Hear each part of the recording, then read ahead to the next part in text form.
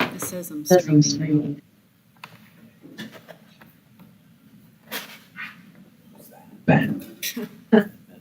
No. No. Don't ever I'm gonna call call that that picture. picture of Oh.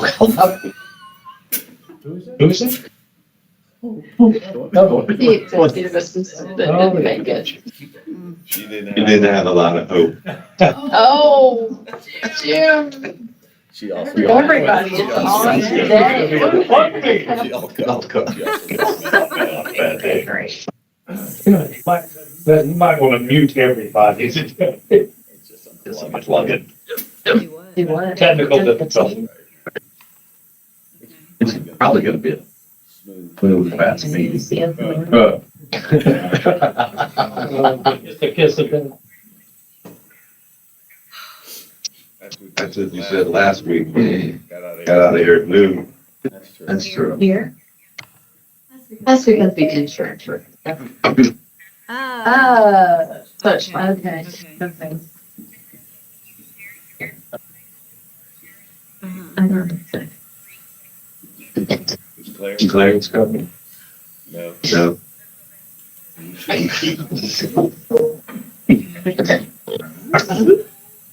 There she is.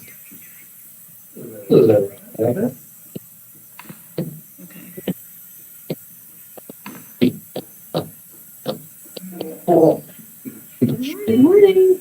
Hey, good morning. How are you, Sarah? Share. We can play some games. Okay, I'm okay with that too. Okay, so ready? How are you ready? Okay. I'm glad you're here. Thank you. Right? Make sure you use it. Okay, that was set up on your side. Okay, so you still see the friend. If you're gonna get a vote, right? Kids don't really like when mom changes, you know. Their honesty. Yeah. It can be so brutal, right? Okay. Okay. How about that? Good morning. Hey, Dave. We're still challenged with technical difficulties. Right? See technical difficulties, yeah. You can swing Swing that around there. Oh, yeah. Oh, you got them, okay. Hey. You broke the chair. Yeah, you probably want to Okay, swing so over. now it's the room. I can break them. Yeah, I can break them. And, I have my stuff on the screen. We are lost. And I see you also, you have cute little red pens too. Yes. Oh, yeah. Oh, it's clear. They'd be. I don't know everything on something. Oh, just my son is really headed in spoke, but I just look. You're all, at school's out, so everybody's happy. I should go on vacation and. But when they came, Eddie came out with red hair. I didn't just, Okay. you couldn't believe this, you know, like it's just. And then I do see it right strong of the jeans were on my husband's, and so he was like, oh, I dancing, and grandmother, and all these people are either down to share at this point, so I knew that's what. It's legit. When our second one came. Sheets were strict. And they're. Anybody want a coffee while I'm up? They're both left-handed. No, No? Just like, I don't have any. I don't have any Diet Mountain Dew. I saw You that. only saw that. neither of us are left. Is it Is it loaded like it usually is on the? I mean. Not all Wednesday mornings. He's on 9. My daughter was, they should be home soon. I just wrote it, you know, yeah, so I just come to the city, but it's great. Perfect. 8:30 and we're ready to roll. Ready to roll. All right. It's okay. You- Are we Are we live? We're live. Peggy?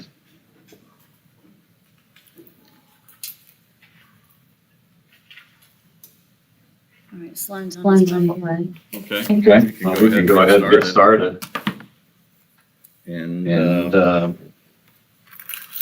ahead go ahead and begin the meeting. It looks like we are live again today. So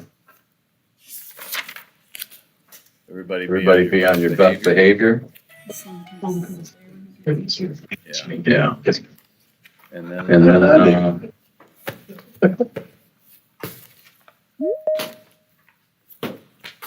Okay, okay, Mr. Secretary, we're gonna call it to order. We got a quorum, I assume. Okay. Okay. Would anybody like to lead us this morning in prayer? in prayer? Paige? Paige? Okay. Okay. You're the You're the only one looking looking at me. I was waiting on you to, but I'm happy to. Okay, thank you. Father, Lord, thank you for this beautiful day, as Joseph said, and we just thank you for this group of committed people to serve the children of the Meyer Center. And we just ask for your continued blessings on the work that's done here to help improve the lives of these children and their families. In your name we pray, amen. All right. All right, pledge of allegiance. I I pledge allegiance to the flag Of the United States of America, And and to the republic which which stands, stands one one nation, nation, under God, indivisible, with liberty and justice for all. Okay, next we got some administrative things, the approval of the agenda and the minutes. So can I have a motion and a second for the approval of the minutes of the January 21st board meeting? Second. All in favor? All in favor? Aye. And And now the approval of the agenda for today's meeting. Moved. Second. All in All favor? in favor? All right. All right. And it's always, we like to remind our mission statement, the Meyer Center is a nonprofit specializing in early education and intensive therapy services to empower children with disabilities to reach their maximum potential. Our Our vision statement remains that we envision a world where all children with disabilities are enabled to learn and thrive in their communities. Now Now, no public comments today, All right. all right? So now So now we'll go into the mission moment. Meta? Meta? So normally we do, because it's spring break, we don't have staff here. So normally we do a mission moment that involves staff recognition and just how their work ties into our mission. But since they're not here, I did want to take a moment to draw your attention to, we had our lottery and enrollment. And so all of last week, we did screenings for final eligibility. And this is little Lucy, who has been offered a spot for enrollment. She initially was not selected in the lottery, so this year we had 24 openings and 60 eligible applicants. Lucy was initially not selected in the lottery, but after somebody declined, that she was, and her mother was very, very, very excited to have her enrolled here.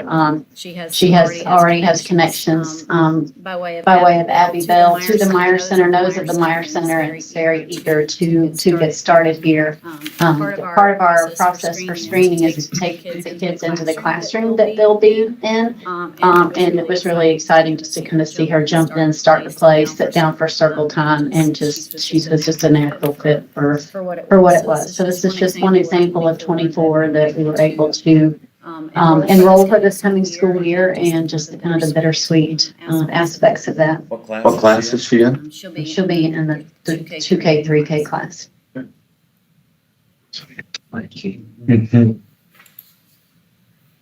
Clarence is not here, and But I'll be happy to give you an update on the Kids Classic. So we're doing a really good job here. We are prepping, so already just, and this has probably changed this week, but it's already towards our sponsorship goal. We're already over our sponsorship goal, so our big goal was $1 million. But we are over our sponsorship goal, but we still have room for players. So 540 total players is what we were anticipating. We still have 76 player openings. If you know somebody who wants to play, we still have space for them, and it won't affect course play. Of the players, kind of the turnover and new and old, we have our net positive 18 new players for this year. So that's good that we have some new blood coming into the tournament. And the request of how you can help is solicit new sponsors and players. We're adding the 7th course, so we have room with a 540 to 40 member limit. We can push it on social media. And then there's also going to be the silent auction. So if you want to contribute towards the silent auction, this is the QR code that you can make a donation that'll help kind of fluff up those packages and such. Otherwise, you can go to the website or reach out to Alyssa. But all in all, coming along. I know I'm in need of course volunteers. If anybody wants to volunteer, I think Kate is going to be at my course. John has been on my course. So if anybody wants to volunteer that day, I'll be up at Cliffs Valley if you're not playing. If you want to, it's pretty easy. Watching a hole, taking around beers, registering people, make them feel good. You know, it's a fun day even if you don't play. Good. My turn? All right. All thank right, you. thank you. Yeah, that's coming coming quick and, so so something for everybody to do with Kids Classic for sure. I don't have a whole lot to talk about today, other than, we are getting close to the end of the year, and so we like to finish strong, the next 3 months, winding up to graduation in May, and then when school gets out, and then we and then we hit the June, July timeframe where we go into summer camp and things like that. But, so so obviously a lot of activities here to finish, and, which will create a whole nother opportunity for HR to figure out who's coming back in September with teachers and all sorts of things. But all indications look like we're going to finish strong, and it's going to be another great year. It's amazing how fast this year's gone. The one thing I do want to mention is our board meeting that we'd like to have. It's not a board meeting, our gathering that we're going to do. And I'm going to send you, but if you can all look at your calendars, April 22nd from I'm saying 11 to 2. And that's just to have a little planning, strategic session. Maybe we've got a few things we want to update. We might go over a little bit of the history, a little bit about where we're at, and then talk about where we want to go, and try to nail it down to a little bit more specifics based on current information with some of the things we'll talk about here in a little bit. I think it'll be a great session. John has volunteered to have it at his place. So we'll get the address at Pinnacle Bank. Yeah, and downtown on Macby. And we'll send you an email with the address and all. It will have lunch provided, and so Steak and lobster. whatever John calls for. I think John he's a fantastic host, I imagine. So, but it'll be off-site here, so I think it'll be kind of nice. It'll be a time for all of us to. What I'm looking for is, some thought and some exchange of ideas or comments, I guess, on some of the things we'll present, and see if we can't, based on some of the things we're looking at and where we want to go. I think we'll have some good feedback and have some good discussion come out of there with cohesive plan or direction. So anyway, I'm looking forward to it. We'll let you know though in an email to remind you of the specific date, the location, and the time. 11 to 2. Go 11 to 12, have a little lunch, and then wrap up sometime 1:30. We have plenty of surface parking, so nobody has to park a mile away or in the deck. So Fantastic. Yeah. So That's all That's all I have, And, and, I can't think of anything else, so, yeah, glad to see everybody, hope everyone's doing well. All right. All right, well, I will pick up because there's been a lot going on On this on this side. side of the table. To say To say the least. So, our enrollment's still here, just kind of some notes about the enrollment. So this year, our population was very young this school year. So we had 38 3-year-olds and 21 4K kids. So all of those have moved up into our older classrooms.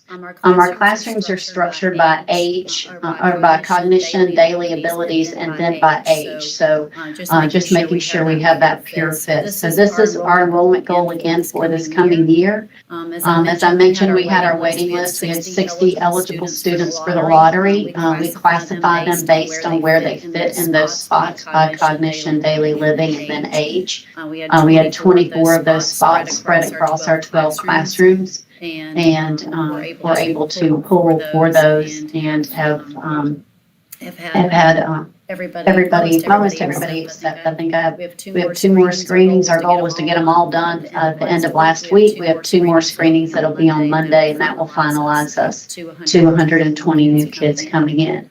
The unfortunate piece of that is we do have older kids on our waiting list who are kindergarten through 2nd grade, and we were only able to take 1 child in that age group because that younger population moved up to fill all those spots.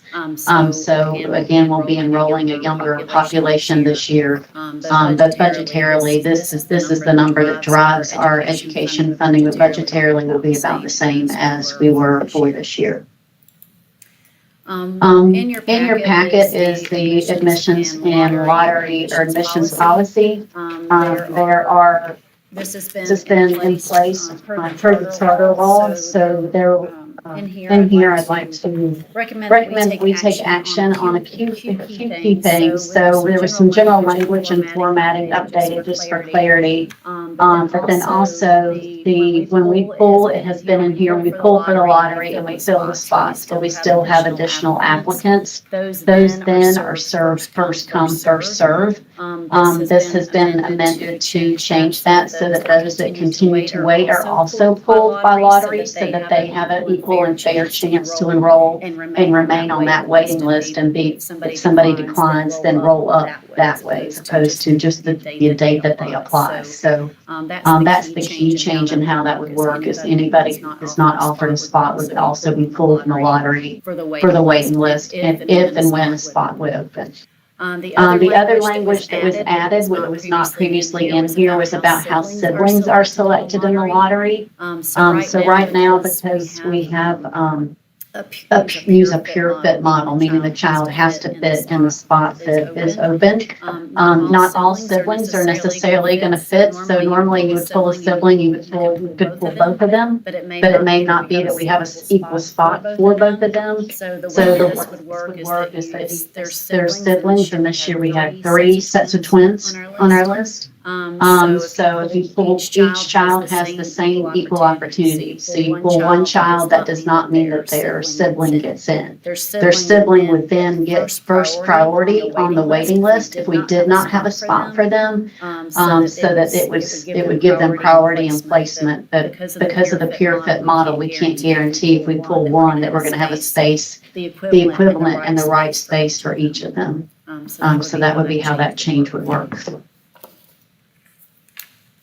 Any questions related to that? The priority waiting list, that's the thing. They would be the first, if their sibling is enrolled or offered enrollment, they would be the first person on the waiting list in their category. So when you do the lottery, are you having different lotteries based on groups of kids that fit in, like what's available? Yes. Okay, that was, Yeah, so Yeah, like so like the the one I was just assuming at first everybody was in one pot and.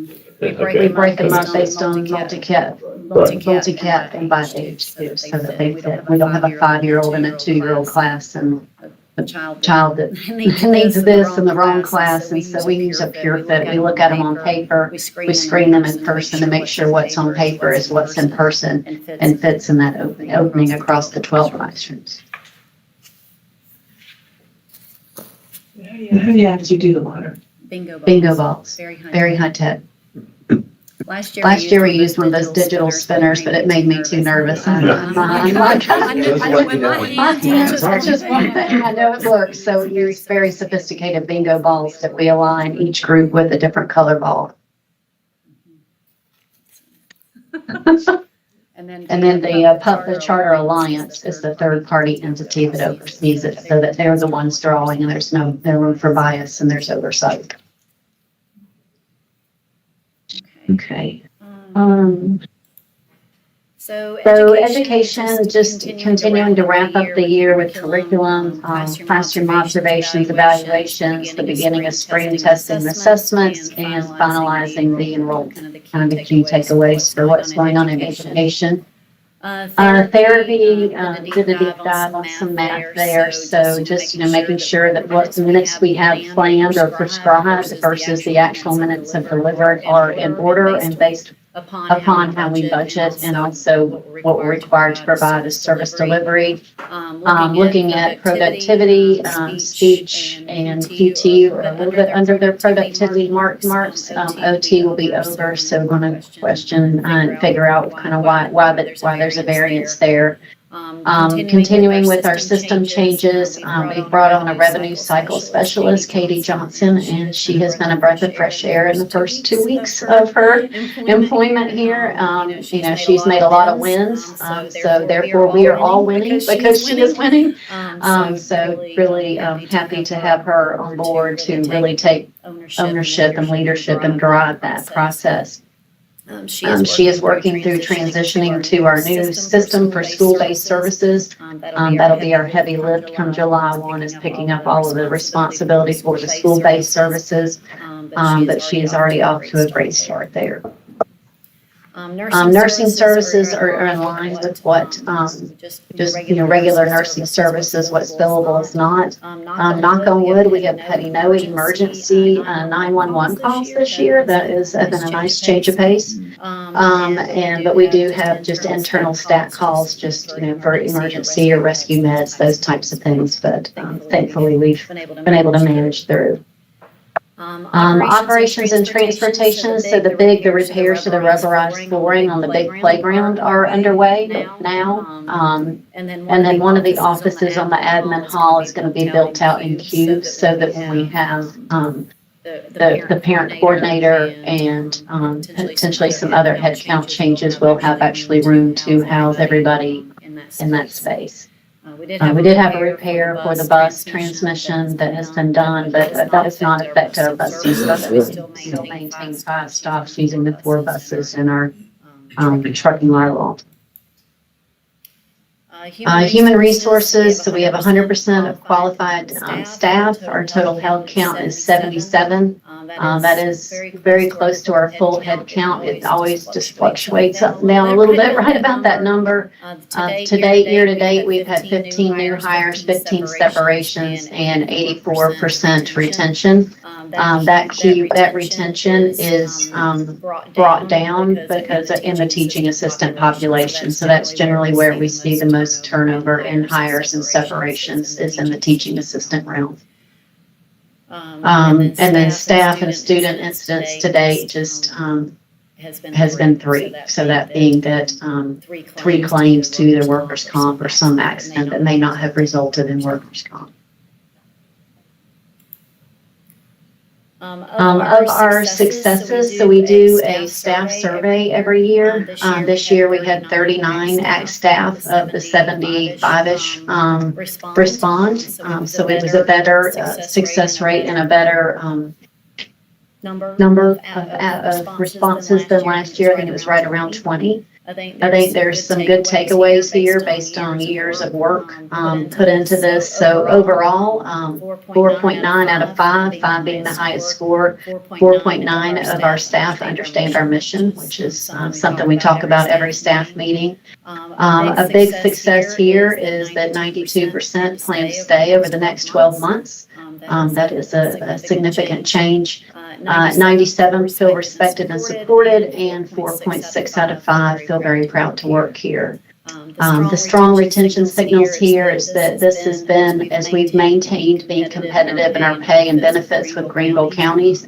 This strong retention signals that 79% of staff would not leave for the same pay and role elsewhere. I think that speaks to not just the financial investment, but also the cultural investment we've made over the last several years coming out of COVID in particular. And the morale, people feel that the morale is up and that they feel that their management is fair and honest and feel that they have support through that leadership. So all in all, I feel like we've hopefully turned a corner and have made some these numbers kind of speak to that headway. The 50% response rate, is that a good response rate?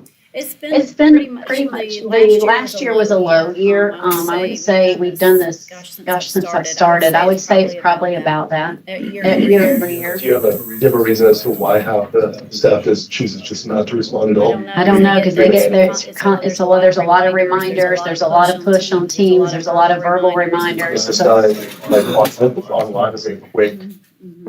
Yeah, it's just an electronic quick, takes less than probably 10 minutes, not even 10, I would say.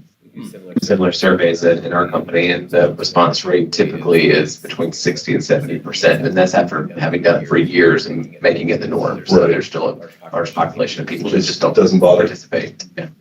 Do you know who does and who doesn't, or is it, No, it's anonymous. It's anonymous. It is, just so you can kind of hone in on where your strengths and weaknesses are. It is broken down somewhat by department and years of service, so you know which population is saying good things or bad things. Is it a safe assumption then that the other 50%, that's where probably the folks you're gonna lose? Like where your retention rate goes drops. You said it was 84%, right? I mean, all the people who responded here plan to stay, 92% plan to stay, so.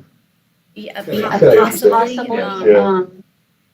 I I don't really know. With it being anonymous, it's hard to break down and get Yeah, granular data. yeah. What if you could give everybody an Amazon gift card? $10. Hey. Because it's like regardless of answer. People don't believe these things are anonymous too. Like, sure, anonymous. Anyways, then there is some. So there's, an open-ended question. Sometimes through that open-ended question, people reveal themselves. I think there's usually a bell curve when it comes to responses. So people who are very dissatisfied and people who are very satisfied. So the fact that it's that high, You're gonna capture those. yeah, and you don't really have a big skew to the negative. It doesn't seem. You tell who are teachers and who are teaching assistants. It was just education. It wasn't broken down that granular. I have done it that way in the past when that was kind of our biggest area of growth in the. I like the Amazon gift card idea.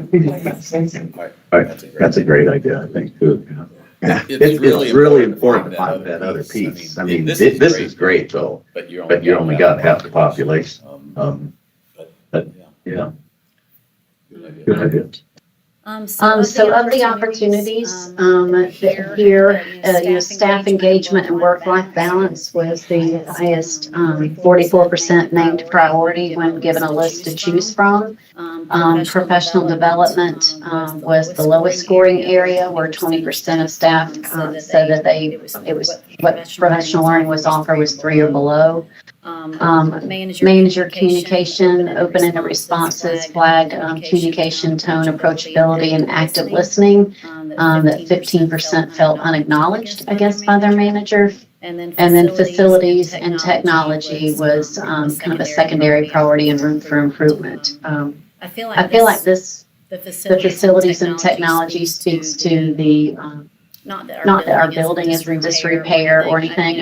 When you had to choose whether it was climate, culture, manager communication, I personally felt like a lot of those other areas had improved, and that this was the least of those that had improved, just by the way of the playground being so old and antiquated, the way you move around the building, the lumps and bumps that you have, and sometimes the technology and internet issues that you just witnessed me face. So So I think overall, while there's always opportunities for improvement, particularly in staff engagement and culture, I do think that the positives outweigh the opportunities and that the trend is moving in a good direction.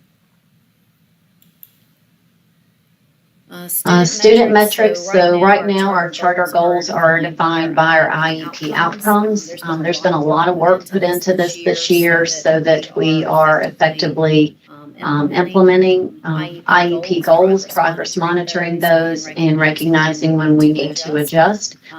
So year over year, so right now education has an 80% benchmark of children meeting their IEP goals. Therapy has a 70% benchmark. So this year, 72% of kids in education are making that benchmark, 70% roughly in the therapeutic realm are meeting that benchmark. If you compare that year over year, which is what we have been working towards, since I got here, there's last year education had a 35% of children reaching their 80% goals, and PT, OT, and speech were right around the 60% mark. So overall, a significant increase and a significant push in our ability to implement that, to write a goal, to use the curriculum to develop goals, to progress monitor based on that goal, and to reevaluate if we are not making adequate progress more timely as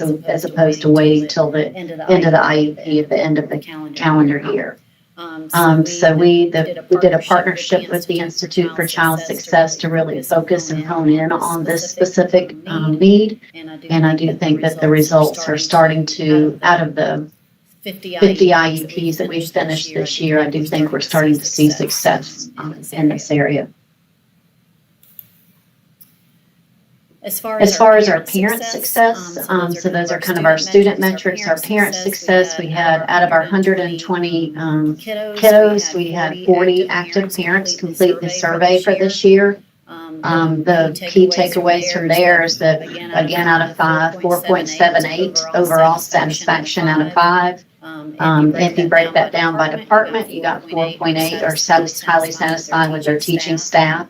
4.9 with our therapy, that was our highest, and that was consistent across all 3 disciplines, not just the average. And that I felt like a key takeaway here was that 5 out of 5 felt that their child was safe at school.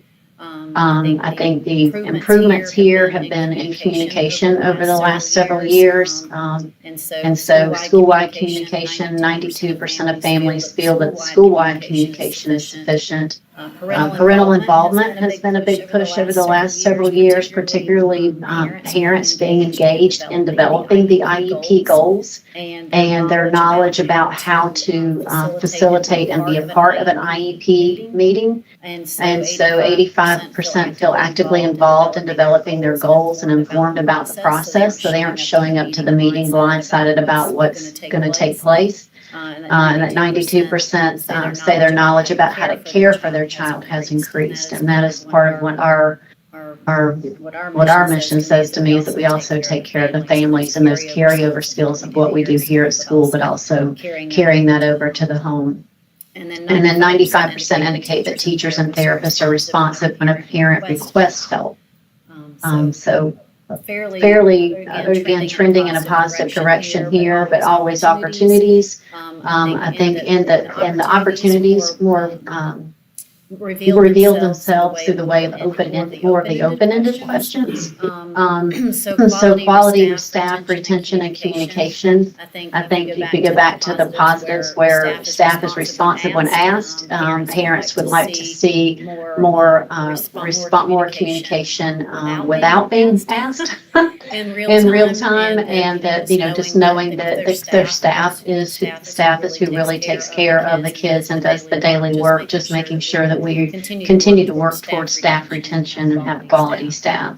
So of the, most common open-ended mentions are individual communications, so not just, global school-wide things. People, if you love to get pictures and the notes and how your kid did at school today, because so many kids, our kids are nonverbal, I think it's even more important that we send more pictures and that we do more to communicate how their day was and what that day looked like. So it's really boiled down to individual updates, not just a global classroom picture done for I have a specific question and I have to ask for help. And then 8 responded for specific carryover supports for home. On the program expansion growth, so that's always been a question on the parent survey, just, curiosity is, just being curious about what do you need, what's working, where can we help. Growth focused, 87% say that reliable childcare, safe and reliable childcare affects their ability to work. And that's been a number that's been consistent year over year. And I think it's a metric that speaks to the importance of our mission, because childcare is difficult to find for every child, but childcare for a child with a disability is extremely difficult. So 40% of these respondents have interest in expanded programs. There is still a need for, they've after-school clubs, so not really true childcare necessarily, but say a language club or an adaptive PE or clubs like you would find in a different school, but they would be specific to our population. 33% is still extended day hours. There is still a waiting list for our extended day program. And curiously enough, 72% were very interested in year-round school. So that has been an interest instead of it stopping and starting at when you have care over those summer months and you're switching to a pay-for-service type camp. Secondary priority is our car line and bus flow. So there were 5 that kind of mentioned it in the open-ended question. It was our lowest response for a 4.59 out of 5 was the average satisfaction for cars and buses. It was particularly more related to in the open-ended responses to the PM car line flow and the wheelchair flow. It was not mentioned specifically, but my brain says that it probably is a result of unloading and loading in the rain, which is definitely kind of frustrating when you start your day or end your day in the rain and it takes several minutes to load and unload. So, which is something we're kind of addressing in the potential new building, right? On the new building, yes. Yeah. Is there a cost-effective fix for that?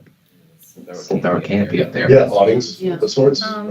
Possibly, we investigated it when we looked at this space and its best use study. We investigated it based on making it a canopy out here, but also preventing traffic flow through our parking lot. So it was a kind of a two-way look at it, but they have not been looked at singularly because we still think we're moving. On the extended day program, so we've made some minor changes to that. Kate Jett is our new manager. We've done a little bit of program restructuring from our location and staffing. Location has gone back to individual classrooms. Staffing now, we have 4 people whose set hours are 9:30 to 5, so that we have consistent staff coverage for that specific program.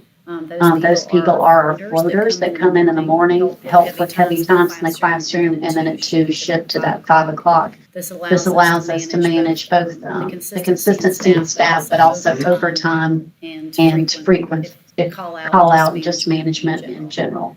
The goal is still to increase the number of children served, and the intent is still to have this program continue into summer camp.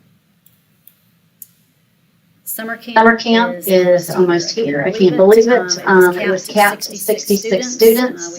We have 66 campers, so we didn't have to do a lottery. There will be 2 sessions, and parents are required to pay regardless for the entire session, regardless if they attend the entire session.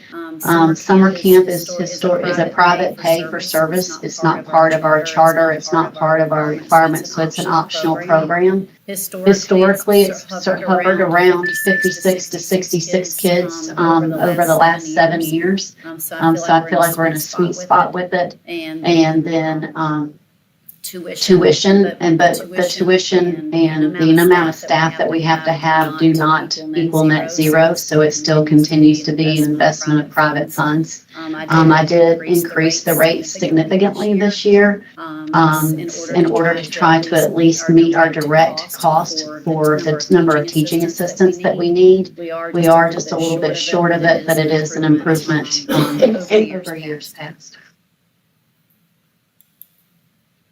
The 4K inclusion program, so this is kind of where we've shifted now. It's summer and the lottery are over. This is a program that's capped at 12 typically developing children. So this is not for kids with disabilities.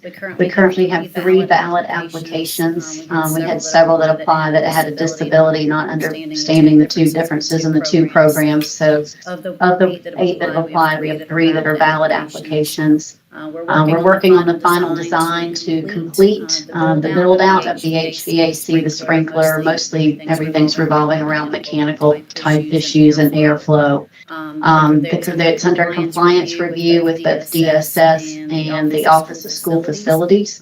So those meetings, I think we're going to be today with OSF. So getting final approval on those designs and build out. If you go down to the peace meeting room, you will see that it's a mess. So we've basically pulled everything out of all those rooms and are either getting rid of it in the dumpster that's out front or putting it in other locations. So that's in process, and construction is slated to start at the beginning of April. And there'll be a continued push for siblings of kids here, siblings for our new students that are enrolled, and then a public push to finish that enrollment that's capped at 12.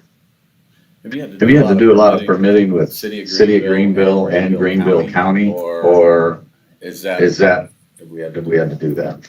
I think they're in the process of it. I don't go to every single meeting. Yeah. Joseph, Joseph, what is that, when you're within the city, is that I've always heard that takes months and months, but has it been we don't know? It wasn't a topic at our meeting Monday, so I don't think it's been an issue. Remodeling is a little, easy to get it. New construction takes forever.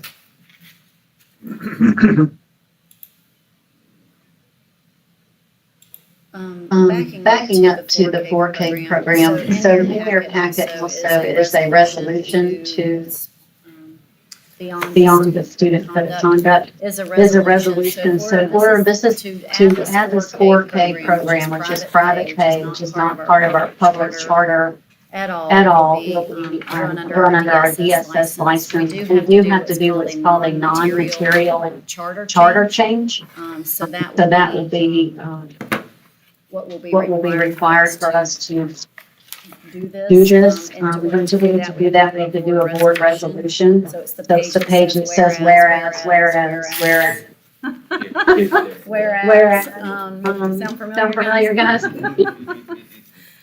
So basically recognizing that we're in public school, recognizing that we serve people with disabilities, recognizing that we do not enroll a general ed population, recognizing that we're creating a structured inclusion opportunity through this program, that we would operate under our DSS license. Begin this program, operate under our DSS license, be funded through private tuition, use no public funds for its operation, and maintain clear financial programmatic separation. This will be an action item at the end to move forward so I can submit for that non-material charter change.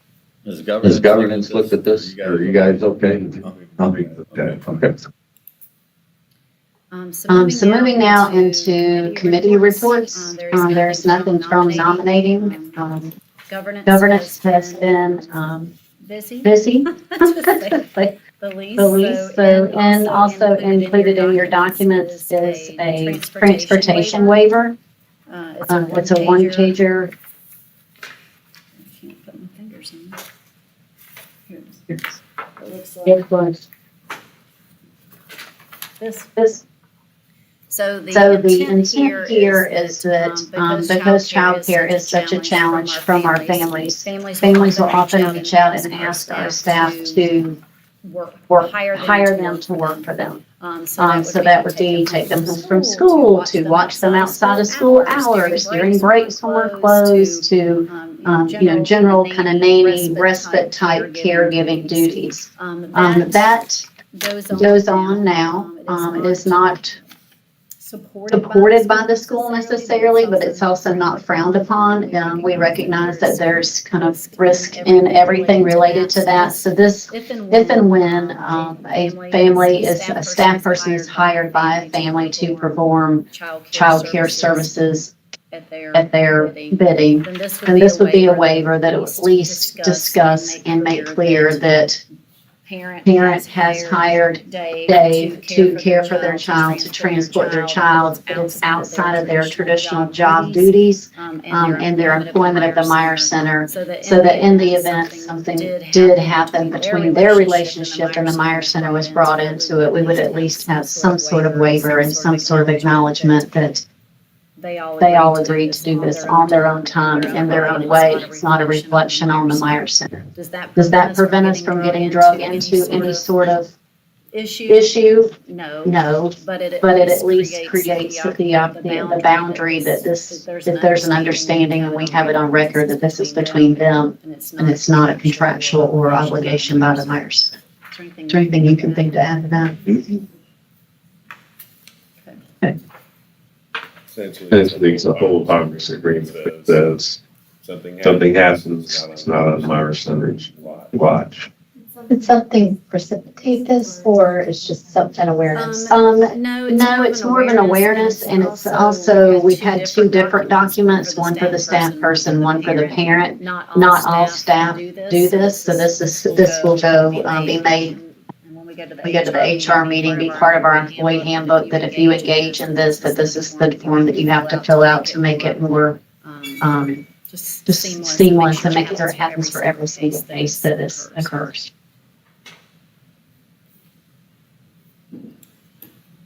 It's really to make sure the teacher understands that it's not a Meyer Center job, and the parents acknowledge it as well.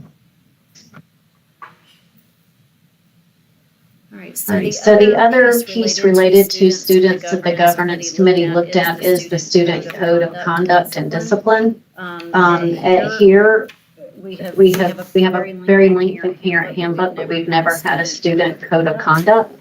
This has resulted in, as a way of having what would be in a typical school setting, what would be applied to the general ed population. So anytime you're dealing with disciplinary issues or student code of conduct, then you have to have what would be in place for that general ed population, because any student with a disability has to be held to that same standard. So this would be, the purpose of this would to go above what our DSS discipline policies are. That only affects what staff can do. This would be the expectation for kids. It also clarifies a tiered approach for how the staff can manage behaviors internally, and also the different procedural safeguards for kids with disabilities, and establishing consequences across the board. So it's pretty straightforward. I mean, and the purpose and reason behind it. But the scope of it, so we don't have it in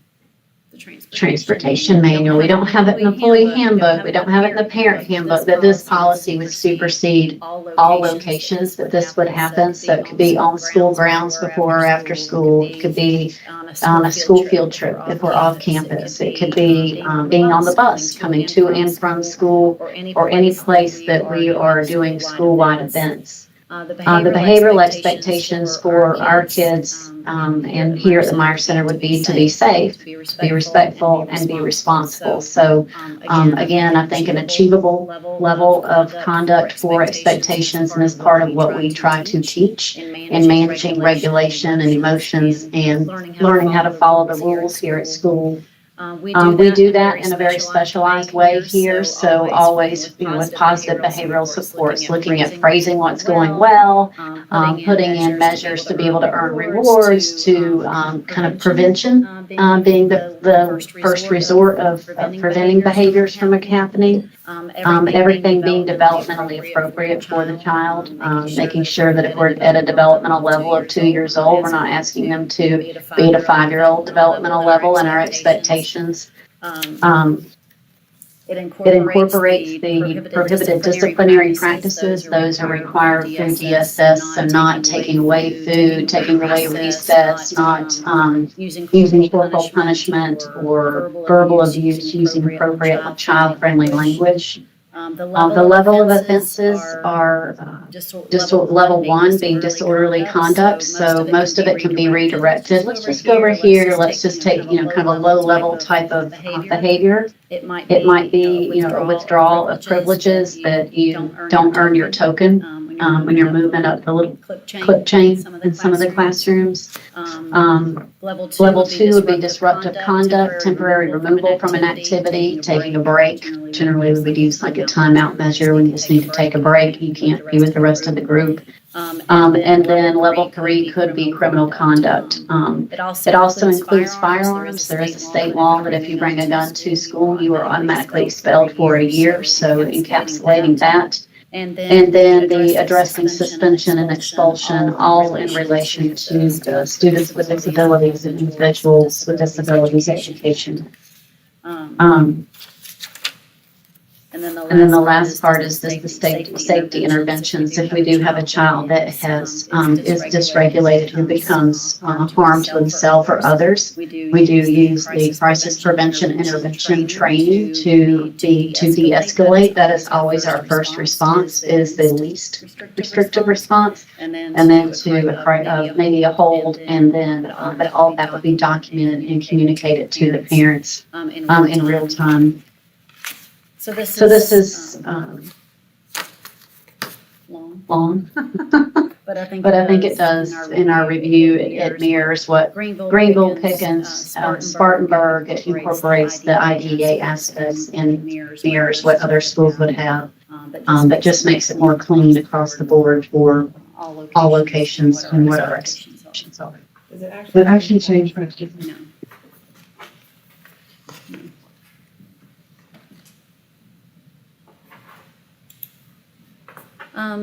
So our lobbyist action items, so was hopeful to do this today, but I did send it out in an email. We're going to set up a meeting with the district to review our Medicaid MOA, and that would essentially mean that would be our ability to take on all of the charter school Medicaid billing internally, so that there wouldn't be a person at the district doing that we would be solely responsible for all the opportunities and all the liabilities there. So just making sure that we do that. It would be an amendment to our current charter contract. So hopefully at our April meeting, we can move forward with that. So that would take place July 1st.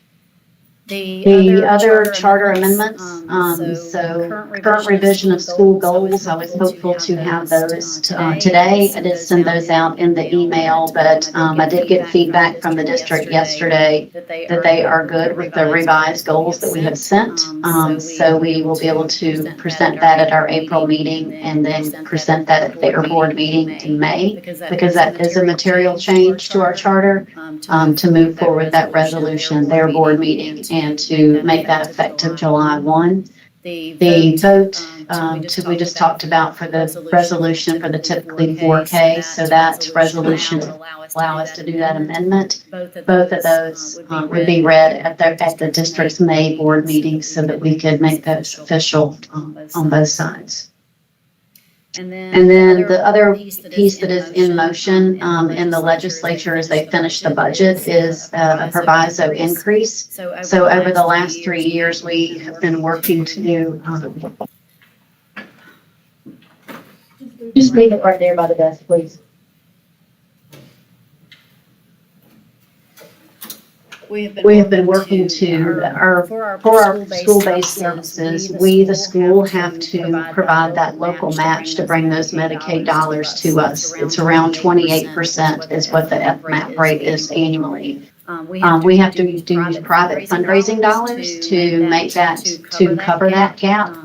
So right now, we've been working towards legislative action to get that up to about what 250,000 is in our year. So we're asking for another 83,000 in that proviso that will get us even there and will replace the Help Me Greenville grant that has supplemented and helped bridge that gap. Human resources. So we've met, but we will again in April look to push forward revisions to the employee handbook that will include this waiver that we just talked about, but also just a few minor changes to paid leave time as well, just kind of being able to manage that better. So that will be really kind of the key takeaways there. When we get to that. Advancement and community engagement, so that is a new committee, roughly. It's been, it's not one of our set committees that has to be done per our bylaws, but it's an ad hoc committee that we've added this year with the purpose of really being focused on annual giving. So we have been especially heavy for so many years. We've been over the last 2 years making a real concerted effort to focus on individual giving, and we have people not to be attached to special events, but be attached to the mission and the kids of the city. So the role of this committee is to really just leverage what the development department is already doing, but add more people to it so that we can be more effective and efficient with it. But it would be to help initiate and steward introductions, and offering people a perspective of our mission, looking at our core group of on our list of donors and looking at those people who already have an affinity and how can we grow them, how can we get them more engaged, and then how we measure this in the development world is just recognizing through our reporting system that we've identified who we're targeting, we are engaging them, we're looking at deepening that relationship, and then that pathway would result in their individual increased annual giving, an increase in new donors, an increase in major gifts, and then an increase in that donor retention number. So those are our metrics that we are working towards through this committee and through our overall development. Part of that is structured throughout the year, throughout our calendar year. So in March, we had a Meyer Center Day. So we had each class kind of dress as a color of our confetti that's in our logo. We had some news media here that day. We had just little classroom parties and allowed people that we feel like are touched by our mission and want to engage with us to come and just be a part of the fun in a very small but meaningful way, celebrating our 72-year history. Part of that was also an appeal that went out. I hope that each of you got this in your mailbox maybe over the weekend. But this is, a story about a child and his success since he's been here, and just an ask and a push and a communication about the importance of our mission and ways that people can engage in this. The simple ask at this time of year is to join the 54 Club, which is now the shortened 19, used to be the 1954 Club, and now we're all hip and it's 54 Club. But just as monthly giving, so just small ways that people can sustain the work all year long. The other thing that is in your packet that is good news to us is that the Meyer Center, have been selected in the Share the Magic event this year. So this event has typically supported 4 key charities of Child's Haven, Clements Kindness, Make-A-Wish, and Pendleton Place. They raise a considerable amount of money and do a great job every year. The Hughes Agency is responsible for putting this on for TD Cinex. They have expanded through TD Cinex a 5th charity, which is the President's Choice, and this year, and that is done by their employees. Their employees vote. They put it out there. They can nominate and vote. This year, they did vote to with several nominations internally, and they, as a group, the 1,500 employees voted for the Meyer Center to be the President's Choice for this event this year. It will not happen every year, but we will be the inaugural choice in our I really want us to do a good job. All this is about, being partners in this fundraising event and, for all of us to come together to make this happen. I anticipate that the net profit or the net contribution to us will be around $200,000 to $250,000, so very significant. So we want to be a good partner in helping them achieve this goal so that it benefits us and benefits all. As an organization, we'll buy a table, but I would ask that you help solicit sponsors, or if you want to get a group together, that the sponsorships lists are in here that we can. But we, as a board and the Meyer Center, will purchase one table at the event. I've never been. I've always wanted, selfishly, I've always wanted to go, so I'm kind of excited about it. It's a great event. It's a great event. Um, And it's getting better each year too.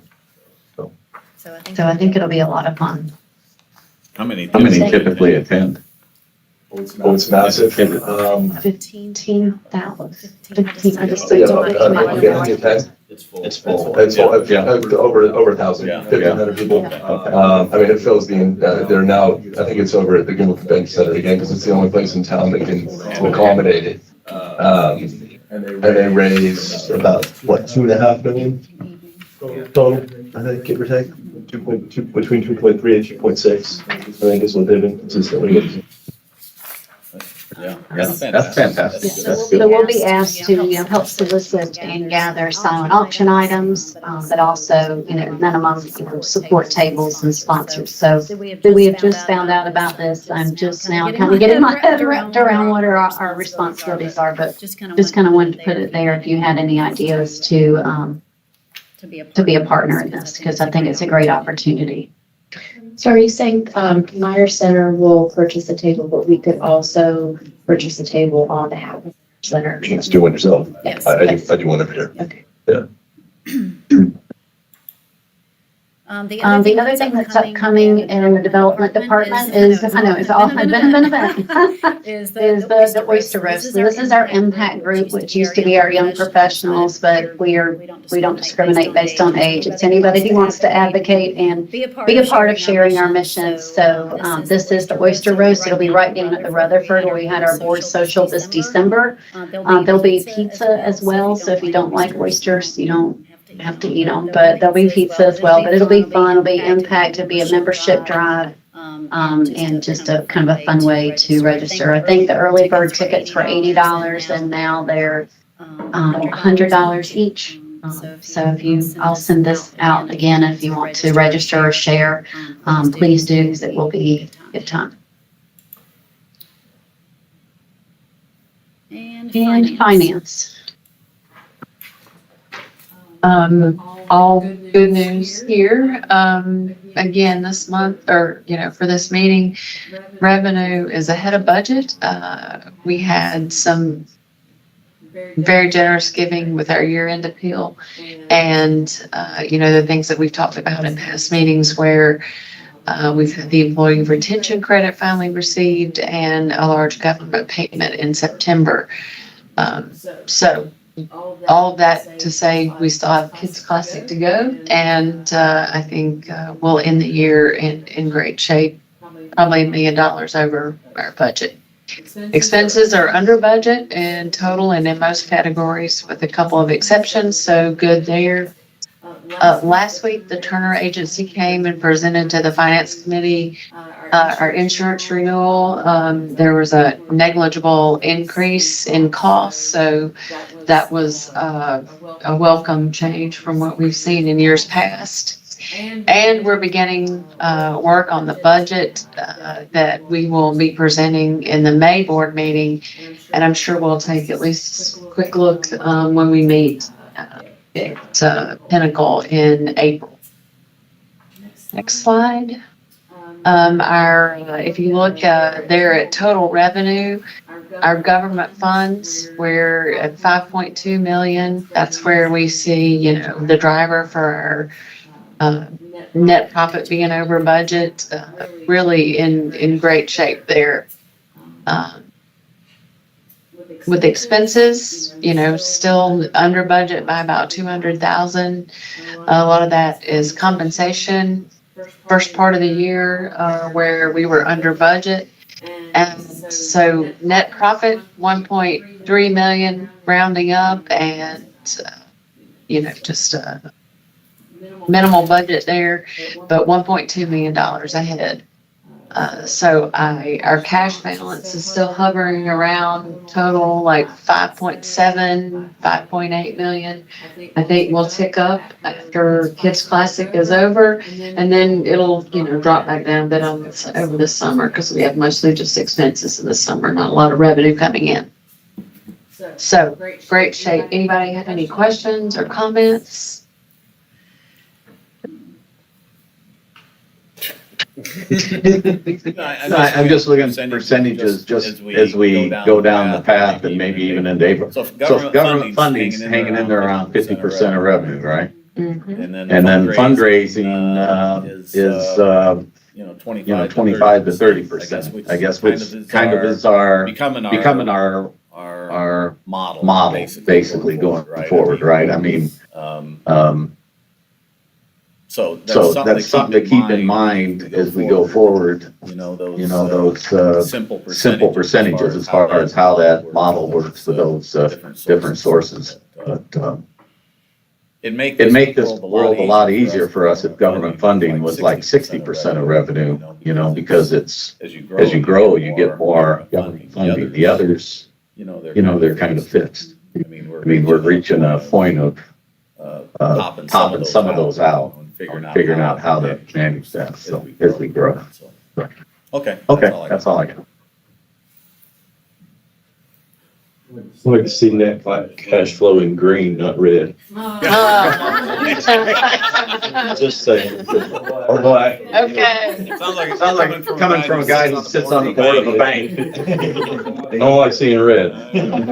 Good point. Now you've got both of them on your slides. Found it from that side, David. Yep. But, good job. What way is there to increase government? Is there a way to solicit it? It's just lobbying?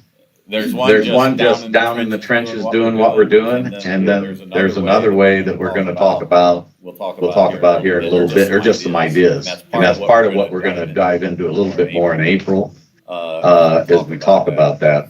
How much can you grow with this current model? Because there's a point where you're gonna grow and your expenses are gonna grow faster, and then that nice cash flow you have, you're gonna eat in, and all of a sudden the model has a little more stress on it. So, as far as, positive cash flow and such. State's really behind. Florida's 90%. Yeah. But if, well, hang on to that thought. Let me answer it here in a little bit, when we get into another session. Today? Yeah, today, yeah, I'm gonna make a and then we're gonna talk more about it in April. Okay. So these numbers don't have by themselves. Yeah. It's leadership. That's how that happens. Sure. Thank you. When I first got here, just because the volume was lower, government funding was 65%. And fundraising was lower. Is good, but fundraising and development is, between the Kids Classic, Holiday Luncheon, and then adding polo, they've been able to take up a bigger percentage of those, which has been a great way.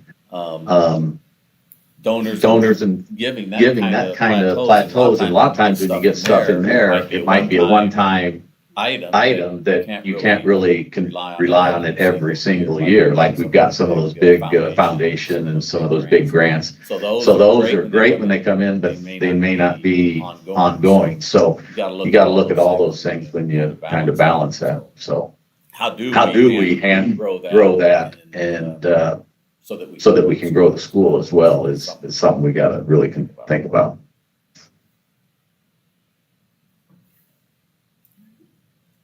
Good job. Was adding like an event like polo increase the net cash flow in the positive direction, or we're getting a better net cash flow. Yep.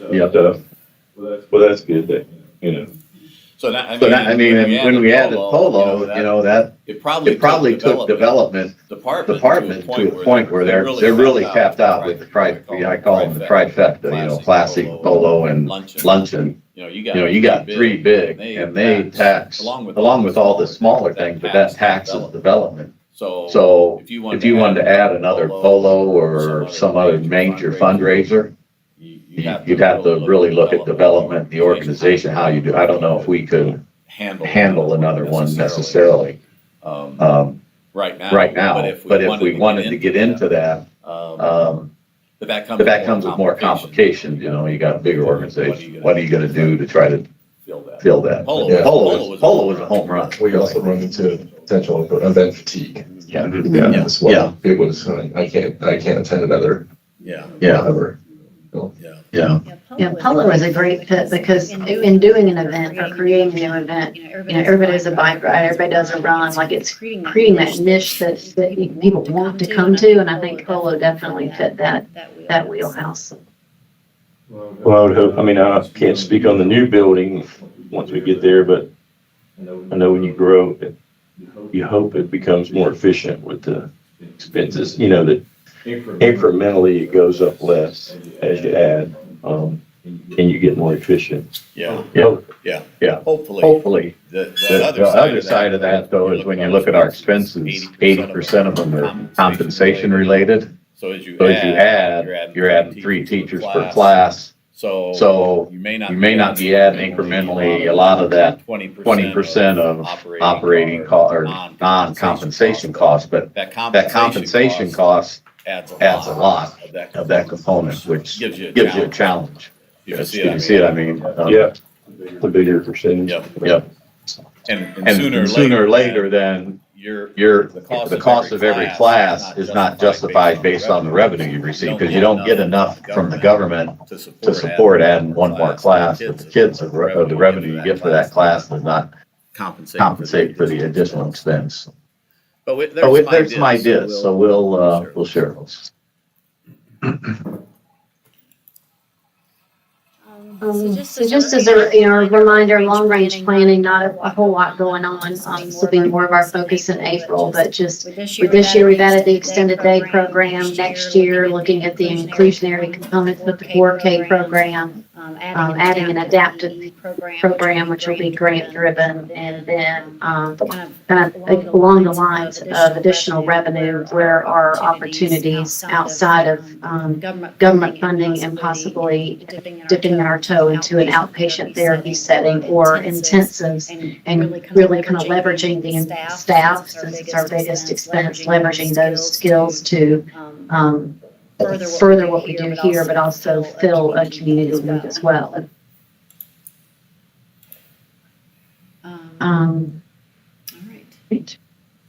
Okay, at this point, we'd like to go into executive session. So can I have a motion and a second? All in All in favor? Aye.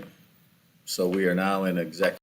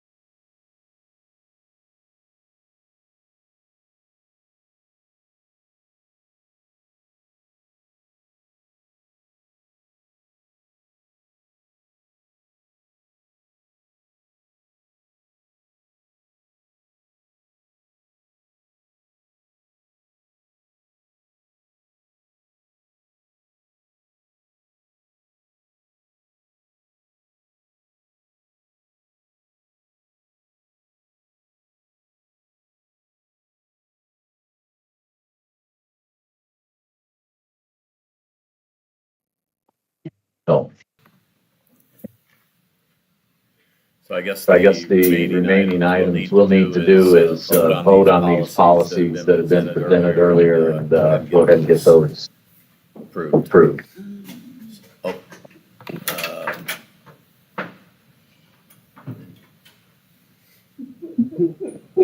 You ready? You ready? Oh, I think I I think am. I am Okay. now. Okay, all right. All right, well, All right, well, let's go through. We need a vote We have to know it. to approve the revised admission policy. Okay. All in favor? All in favor? Aye. Need a motion to approve the student transportation waiver. So moved. Second. All in All in favor? favor? Aye. Aye. Have a motion to approve the student conduct. So moved. Second. Aye. Aye. Motion to approve the submission of the non-material charter amendment to include private pay 4K inclusion. So moved. Second. All in Favor? favor? Aye. That gets them all? That gets them all? That's it. Got it. Well done. Well done. Okay, Okay, take us home. take us Madam. home, Meta. All right, so on the home stretch is the Kids Classic. It is going to be here before we know it. So if you want to volunteer or you know somebody who wants to play, that is our push.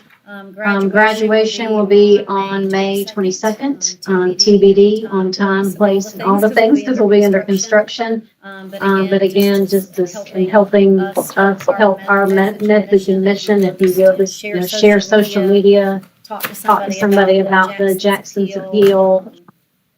Ask, join 1954 if you're not a member, share that, but just kind of be the bearer of good news about the Meyer Center so that we can grow to help more kids and let all the people who are moving to Greenville know about what we're doing.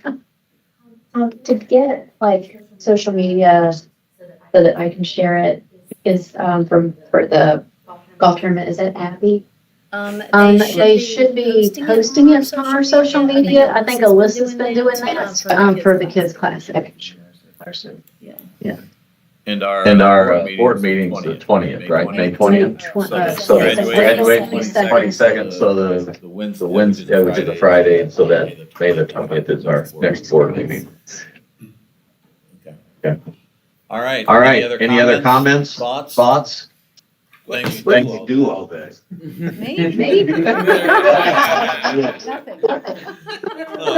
Worked on policies for the governance committee. Okay. Okay, All right. all right, We are. we are